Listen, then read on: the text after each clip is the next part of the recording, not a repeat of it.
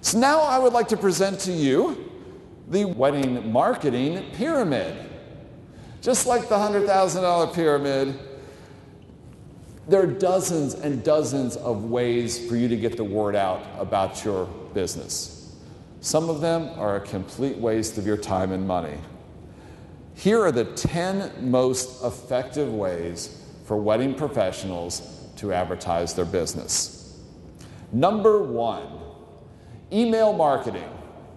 Email is free. Email lists of brides are readily available. It sounds like the perfect way to advertise. The problem is, email is free and email lists of brides are readily available, so everybody does it. While you might catch an occasional bride through email spamming, basically, you should not build your marketing around that, and you should certainly not expect miracles. If you are sending out emails to brides who did not specifically request information from you, make no mistake, you are spamming. Not saying it's wrong, not saying you shouldn't, I'm just saying you are spamming. And there's the email services spend a lot of energy and money trying to keep you from doing exactly what you're trying to do. And about over half of brides have Gmail email addresses, and Gmail is the best at filtering out any sort of marketing emails. It doesn't take all that much to figure out that what you're sending out is trying to sell something, and you get banished to the spam folder, probably never to be seen. If you are lucky enough to get past the spam filters and get into the inbox, most people will do exactly what you and I do. Sit down in front of our computer, we got 20 advertising messages, delete, delete, delete, delete. There is a much better way to do email marketing, and that is by setting up an autoresponder campaign. I'm just going to go a quick example and show you what this is.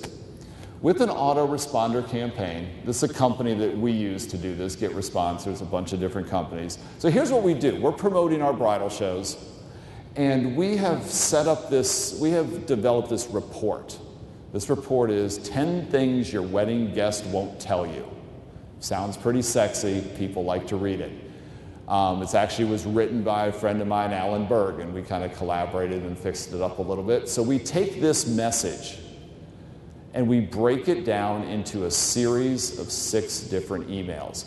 You can do the same thing. Remember, brides are generally, they don't know what they're doing. They don't know what they're buying. They don't know what questions to ask. They don't know how to buy what you sell. So who better to educate them than you? So you come up with some sort of a report that establishes you as an expert and provides some valuable content. So what we've done is we break that report down into a series of 6 emails. And then along with that, every one of these 6 emails has an attribute about our show, and at the bottom a call to action, click here to buy a ticket. Then on our website, and you see these all the time, as soon as you go to our website, this little banner pops up, request the 10 things your wedding guest won't tell you. All you do is give us your name and your email address, and then for the next 6 days, once a day, these brides are getting an email from us. Gives them the content that they ask for, gives them a little bit more advertising about our show, and a call to action. Guess what? We're stalking these brides for 6 days with their permission. It is very easy to set this up. You write it, you design it, and you just let it work. We get hundreds and hundreds and hundreds of brides each show season who sign on for this. What's it cost you? About $15 per month. So much better than just sending out random email messages. Okay, next step in the wedding marketing pyramid, retargeting ads. When you visit a website, you might notice that for the next few days, ads for that website start popping up when you visit other websites. This is not a coincidence. These are retargeting ads. Nordstrom has this down to a science. You go to the Nordstrom website and look for a pair of shoes. That pair of shoes will follow you around for the next 2 weeks until you buy them. This is very easy to set up. It takes a little bit of coding on your website. You can buy this from the Google AdWords dashboard. Even better than the retargeting ads of people that came to your site are what's called behavioral targeting. So I'm a bride and I go to The Knot and I go to Wedding Wire and I go to some other wedding related websites. All of a sudden I get cast into this net as I must be associated with planning a wedding. You can push your ads to those people too, even though they've never been to your website. It's a little bit more expensive, but it's called behavioral targeting.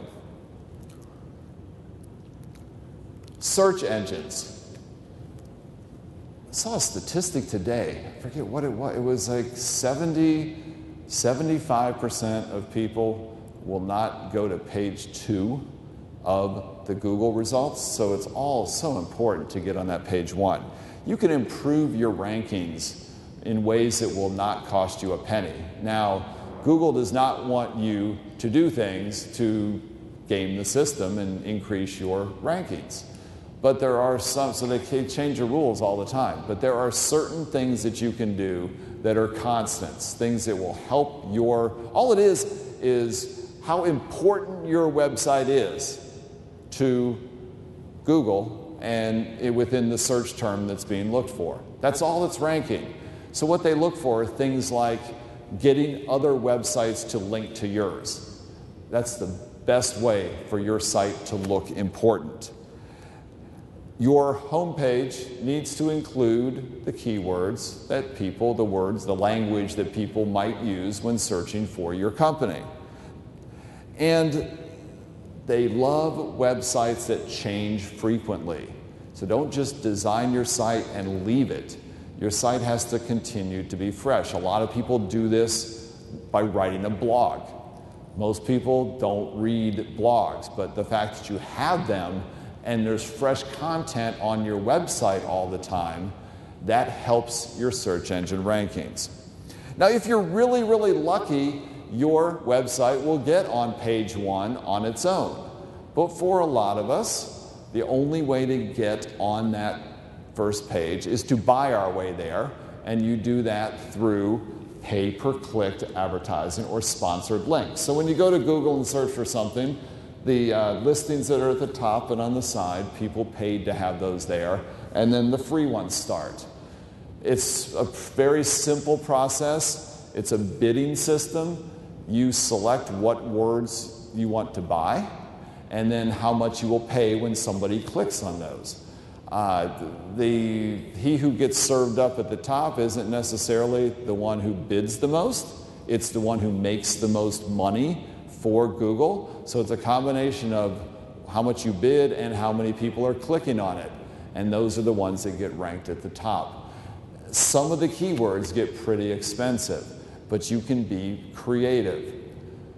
A search for wedding photographer and a search for wedding photography will bring back different results. So you can be a little bit creative. You can buy keywords of the names of your competitors. There's all sorts of things that you can do to buy those. You set up a budget, how much you want to pay per click, and the maximum you want to spend in a week or a month, and then you just sort of let it go. Direct mail. Direct mail is the most targeted of all advertising methods. Direct mail works, and it works well. One of the main reasons that it works is that not too many people do it anymore because it costs money. Money to print, money to mail. But that's what makes it such a great opportunity. The bride's inbox on her computer is inundated with advertising messages. The mailbox is not. And it takes the bride 90 seconds from the time she gets to her mailbox, sees your advertising piece, and gets to the nearest trash can. You have 90 seconds to capture her attention. which is 89 more seconds than you have with a spam email. With the right message, and so it's got to jump out of the mailbox. There's so many, hear this a lot. Just because you're sending a message, whether it's by email or mail or however, to a bride, Marketing 101 rules still apply. Offer, good content, good graphics, call to action, all of those things have to work. You can't just throw it out there just because it's a bride doesn't mean she has to pay attention. You have no special right to get noticed by her. You have to use all of the things that apply in any other form of advertising. All right, moving up the pyramid. Everybody has happy customers. Referrals from those customers can be a great way to get new business. But do not take it for granted that the brides who love you are automatically going to refer you to their friends. You have to ask for these referrals. Ask for these introductions. Ask as soon as you make the sale. Ask along the planning stages of the wedding. Ask after the wedding. Ask a year later when you send your couples an anniversary card. Referrals from your customers are great and can be a great source of new business. But referrals from other people in the wedding industry can be an even better way to get new customers. And you get those referrals and make those contacts and get on those all-important preferred vendor lists simply by networking. And networking simply means getting out of your office and meeting people. Go to networking events. Meet your neighboring exhibitors at a bridal show. Meet the other vendors who are working a wedding with you. Even events like this one are a great opportunity to meet other people in the business. I contend that you should spend at least as much time marketing yourself to other wedding professionals as you do marketing yourself directly to the consumer. Getting up near the top here, social media. Every bride uses Facebook, Pinterest, and Instagram. And you can do a lot of social media advertising without spending a penny. What is not to like about that? Well, because it's possible to advertise all over social media without spending a penny, everybody does it. And it is so easy to get lost in the clutter. I have yet to find a wedding professional who has built a successful, growing business solely with free social media. The free ride on Facebook and other social media platforms is quickly coming to an end. It used to be you have all these brides that like your Facebook page and you post something on there and they all see it. That doesn't happen anymore. Only 5% of the people who like your page regularly see the stuff that you post on that page. And that's kind of okay for brides, because most of us, we're in a one and done business. We work with that bride once, and pretty much you don't need to market it to her that much after her wedding, other than, for referrals. But for the most part, you're kind of done. You're trying to reach new people. There is a way to reach those people, and a better way to reach even more people who didn't like your page, and that is through doing boosted posts on Facebook. When you post something on your business page, the little button comes up that says boost this. Boost this means pay some money to have it pushed out to more people. Don't do that there. If you want to boost your posts, go to the Facebook Ads Manager and set it all up from there. Why? Because the Ads Manager gives you a whole lot more latitude on choosing demographics, including the greatest gift that Facebook has ever given the wedding industry, which is relationship status engaged.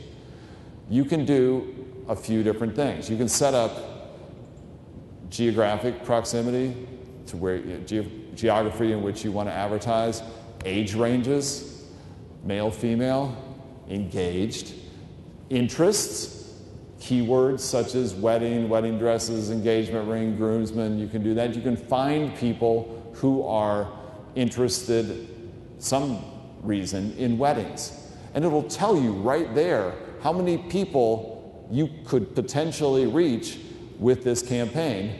And then it tells you how much it will cost to reach all of them. You don't have to pay to reach all of them. You set up how much money you want to spend in a day or how much money you want to spend in a week.